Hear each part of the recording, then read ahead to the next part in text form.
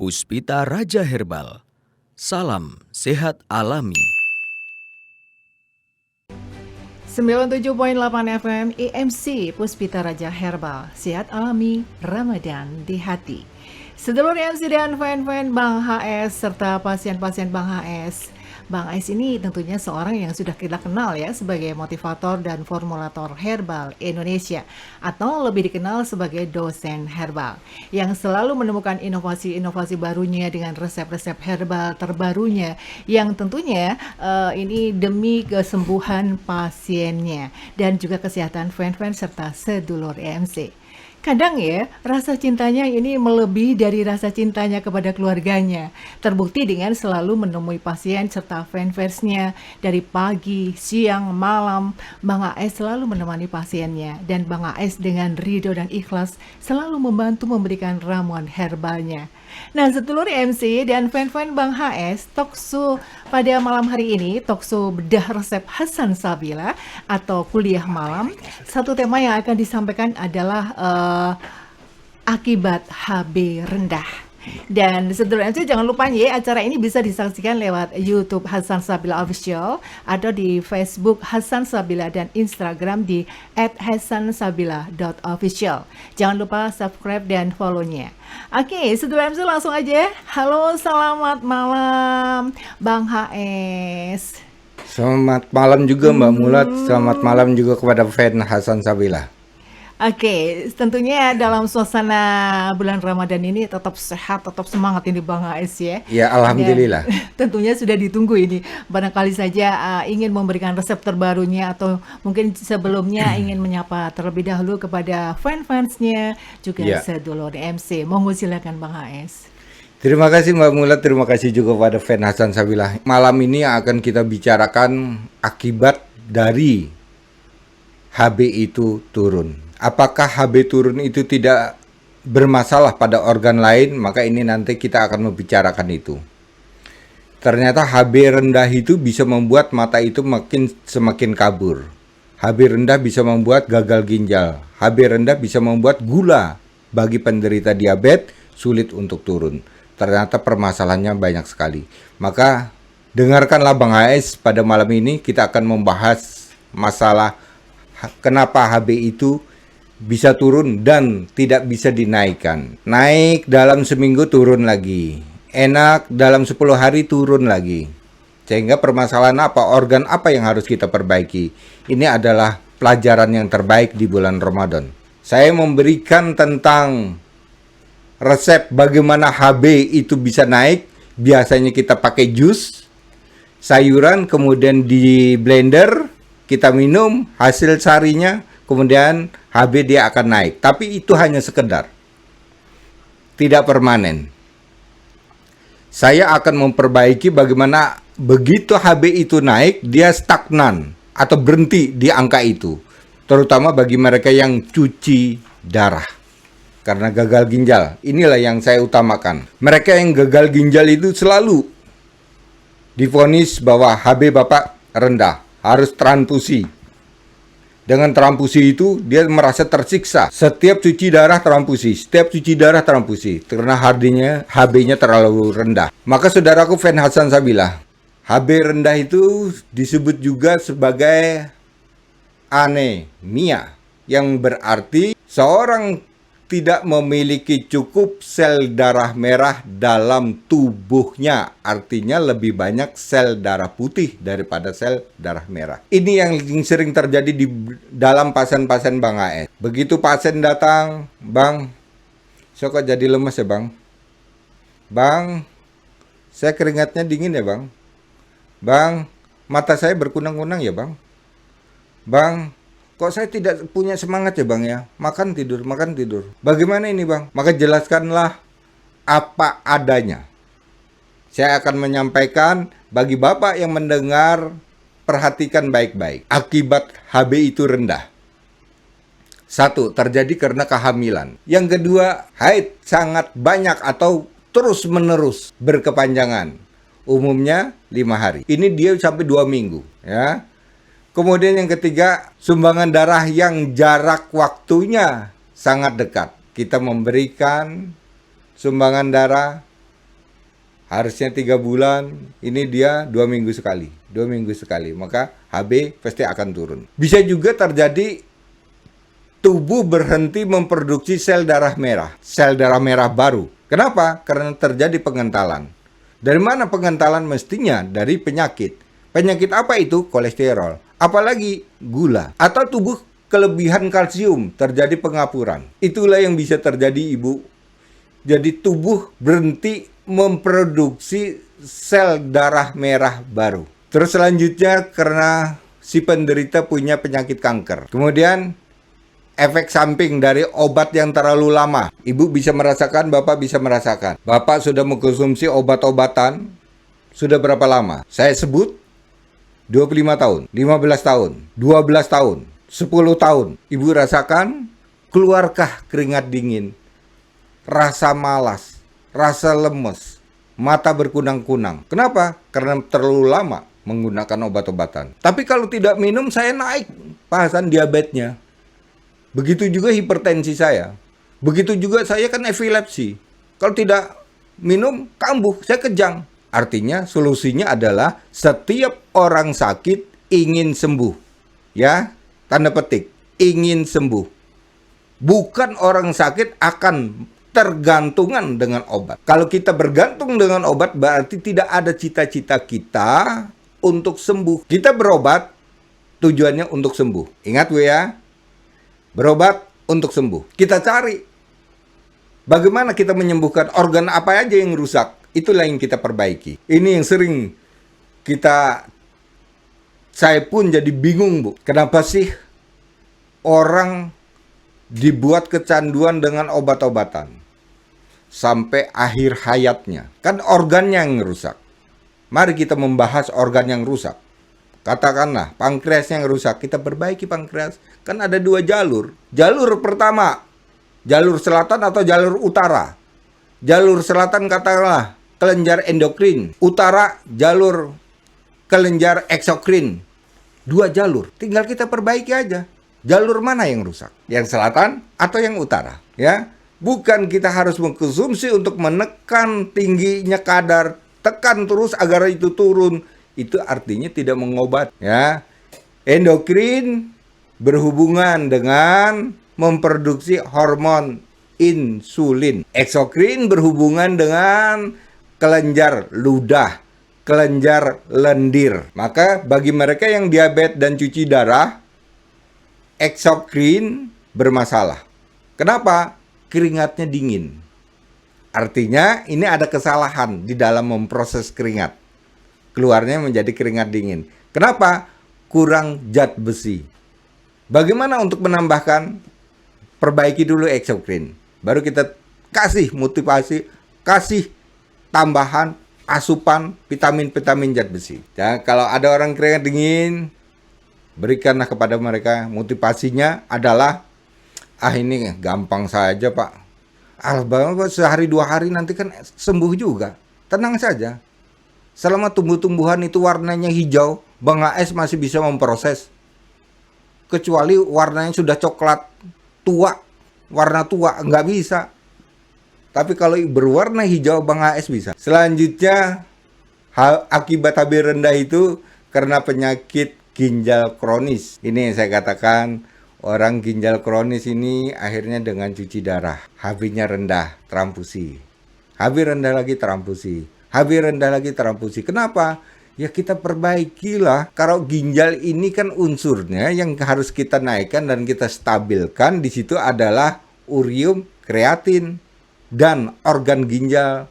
Organ ginjal itu ada otot ginjal, saraf ginjal, pembuluh darah ginjal, dan rongga ginjal. Mana yang harus kita perbaiki terlebih dahulu? Maka itulah yang terjadi, kita harus konsultasi. Tanyakan kepada si pasien, pipisnya gimana? Lancar? Lancar Pak. Warnanya apa? Kuning Pak. Keringatnya dingin tidak? Iya Pak, dingin Pak. Terus kemudian di pinggang sakit tidak? Sakit Pak. Ini berhubungan berarti saraf dan otot pada ginjal. Kan bisa dibaca Bapak Ibu. Itulah perlunya konsultasi. Dan seterusnya adalah gangguan dari siosis, artinya penyakit hati. Hati tidak mampu lagi menampung HB.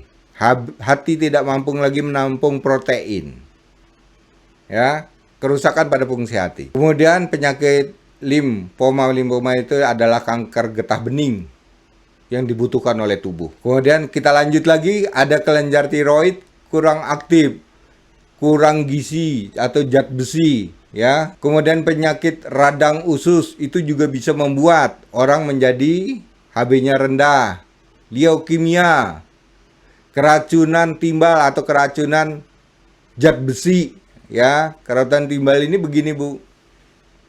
Misalnya, ibu meminum air yang ibu rebus adalah air sumur, yang di dalam sumurnya itu ada kandungan-kandungan besi tua yang dibuang di dalamnya. Kalau sudah terjadi keracunan pada darah, pasti dia akan merusak ginjal. Penyakit rematik, limpa bengkak, ini sering yang saya sampaikan juga tentang limpa bengkak.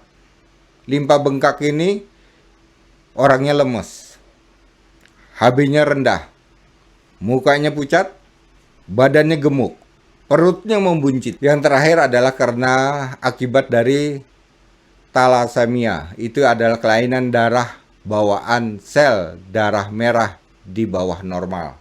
Artinya ini sejak kita lahir kita sudah punya kelainan ini. Bapak Ibu, kita akan meneruskan dari materi tersebut. Jangan anggap bahwa akibat HB itu rendah tidak akan berakibat kepada organ-organ. Ada 4 organ yang dirusak akibat HB itu rendah.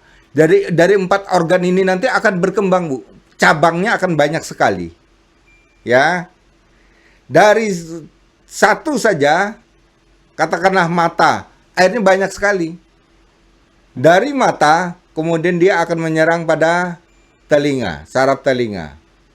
Setelah itu penciuman. Setelah itu rambut rontok. Kan banyak kayak itu baru satu, Bu. Dari satu organ saja dia akan berkembang menjadi banyaknya macam penyakit. Kita mulai. Organ yang rusak akibat HB itu rendah ada 4 organ. 1. Karena lambung. Kembung, dingin, gampang masuk angin. Itu tanda-tanda HB itu rendah. Kok bisa begitu ya, Bang ya? Yang ini kalau lambung ini berakibat orang sering sakit lambung, berarti oksigen di dalam darah itu tersedia sedikit. Kenapa bisa terjadi seperti itu? Yang berarti kita terjadi pengentalan darah. Kalau oksigen sedikit di dalam sel darah merah, berarti darah itu kental. Dikembangkan lagi. Kenapa darah itu kental? Karena tingginya tingkat kolesterol. Bisa kolesterol total, bisa LDL atau trigliserid. Yang kedua, karena diabetes, maka bagi penderita diabetes kalau sudah keringatnya dingin pasti lambung bermasalah. Jadi kalau kita sedang konsultasi, Bu, begitu saya pegang tangan, Ibu akan merasakan, wah ini kok dingin ya, Bu ya. Ibu, berarti Ibu lambungnya bermasalah, Bu. Betul, Bang. Ih, Bang bisa sekali ya dia melihat saya. Enggak, Bu, itu ilmu. Jika HB itu rendah, maka dia akan mengganggu lambung. Paham, Bu ya? Terus kemudian saya lanjutkan. Mata Ibu berkunang-kunang. Betul, Bang. Hebat kali. Berarti tidak salah. Tidak, Bu, itu ilmu. Teorinya memang begitu. Ya. Bukan Bang Ais itu punya indera keenam, itu tidak. Bang Ais adalah orang yang biasa, ya. Yang pertama tadi lambung, yang kedua kemudian mata. Diawali dengan mata lelah, pinginnya tidur. Setelah itu sering berkunang-kunang. Setelah itu muncul vertigo. Nah, ini tadi dari mata, Bu. Muncul vertigo. Jangan harap bahwa HB rendah mengganggu organ mata itu hanya sekedar HB yang mengganggu. Cuma HB biasa aja. Ini bisa membuat mata itu menjadi glaukoma. Jadi ngeri sekali. Jadi menurut saya, ibu memang harus mempersiapkan diri bagaimana diri ibu itu agar HB ini terjaga. Yang ketiga, kelenjar eksokrin ini tadi yang saya katakan, Bu. Eksokrin itu berada di dalam pankreas. Tadi yang saya katakan pankreas itu mempunyai 2 jalur. Ring road utara, ring road selatan. Selatan yang dikatakan kelenjar eksokrin, yang utara disebut kelenjar endokrin. Inilah yang memproses keringat dan lendir. Jadi kalau ibu, saya itu keringat dingin Pak Hasan, saya sudah tahu. Saya kemudian tenggorokan saya kok rasanya kering ya Pak Hasan, saya sudah tahu. Karena itulah kelenjar eksokrin. Dia memproduksi ludah dan memproduksi lendir keringat. Ya, maka keringatnya jadi keluarnya dingin, tenggorokan menjadi kering. Kemudian yang keempat, organ yang keempat adalah otot. Itulah otot kalau kurang zat besi. Pak Hasan kok lemes sekali saya ini Pak Hasan. Seperti tidak punya tenaga Pak Hasan. Ini artinya otot sudah kekurangan zat besi. Itulah yang mau saya ajarkan. Bagaimana kita memperbaiki HB itu bisa stabil. Karena HB ini dipentingkan oleh sel darah merah. Karena berhubungan dengan darah berarti HB ini dibutuhkan oleh jantung untuk mengompa darahnya. Kita lanjut. Efek HB rendah ditandai 5 gejala. 1. Jantung lemah. Ingat Bu, kata-kata saya ya. Gejalanya ditandai dengan jantung lemah. Yang berarti kalau memang ini vonisnya jantung lemah, bukan berarti ibu sakit jantung. Ya, ingat. Kalau kita dikasih obat jantung ya jelas salah. HB yang bermasalah. Itu tanda-tandanya saja jantung menjadi lemah. Kenapa? Karena dia tidak tersedia oksigen dengan baik.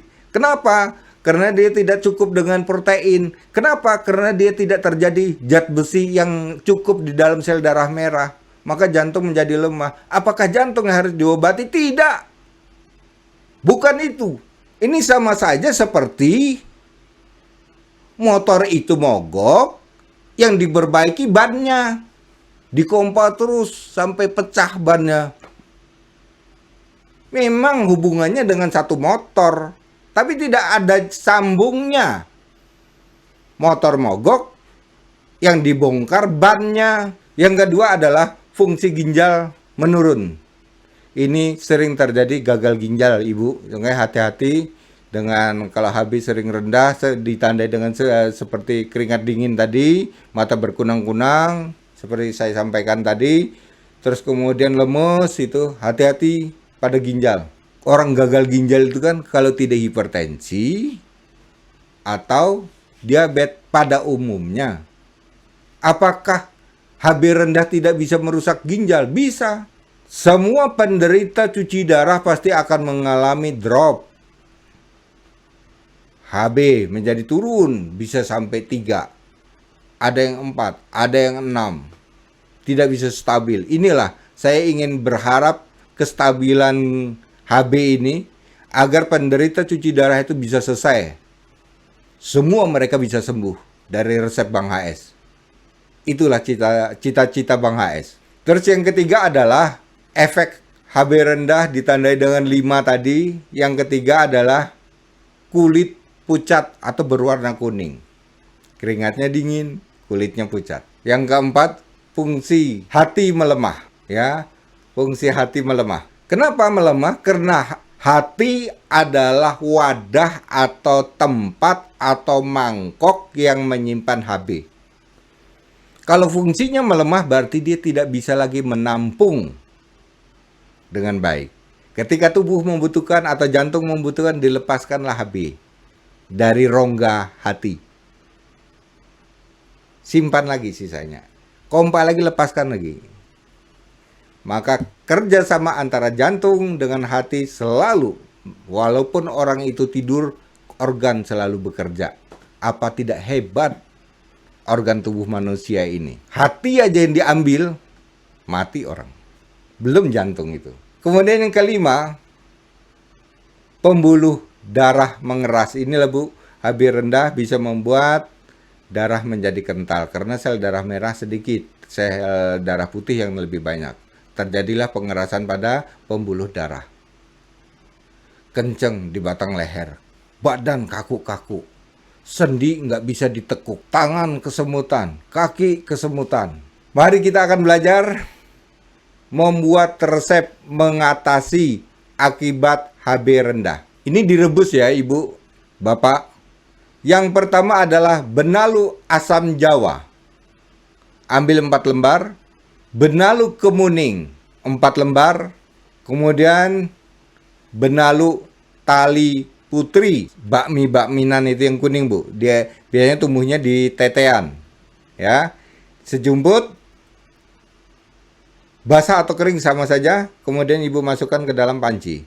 Saya tambahkan satu lagi Bu ya, benalu kayu putih. Ada benalu asam jawa, benalu kemuning, benalu tali putri, benalu kayu putih 4 lembar juga. Dengan ukuran air 6 gelas dijadikan 3 gelas diminum pagi, siang, malam. Kalau puasa berarti buka puasa pas kita bangun tengah malam dan pas kita sahur. Ya, itu Ibu ya. Nah, itulah untuk menstabilkan HB. Ini terutama bagi mereka yang cuci darah. Sangat penting sekali Bapak dan Ibu. Terus Bang AS, ini kan semua benalu. Saya kan penderita diabetes. Saya kan lemes. Masa saya harus naik pohon asam, harus naik benalu kemuning? Saya kan tidak punya daya, Bang. Serahkanlah Bang AS. Bang AS yang akan naik. Maka produknya kita masukkan di ini, semua ini. Ibu Bapak tidak perlu pusing. Semua ini sudah disiapkan Bapak dan Ibu ya. Di mana saya menyiapkan ini? Di Ratogen. Karena Ratogen itu adalah perbaikan pankreas 2 jalur. Jalur eksokrin, jalur endokrin. Itu di Ratogen. Jadi produk ini tadi, semua benalu-benalu tadi memperkaya khasiat Ratogen. Itulah yang saya sampaikan Bapak dan Ibu. Dari Bang AS, saya sampaikan. Salam sehat alami. Terima kasih. Terima kasih Bang AS, dan mudah-mudahan selalu sehat, selalu bahagia bersama keluarga dan juga bersama fan-fan Bang AS yang lainnya. Amin. Baik, sedulur MC, sampai di sini beres bedah resep Hasan Sabila. Puspita Raja Herbal. Kami tidak kemana-mana, tapi ada di mana-mana.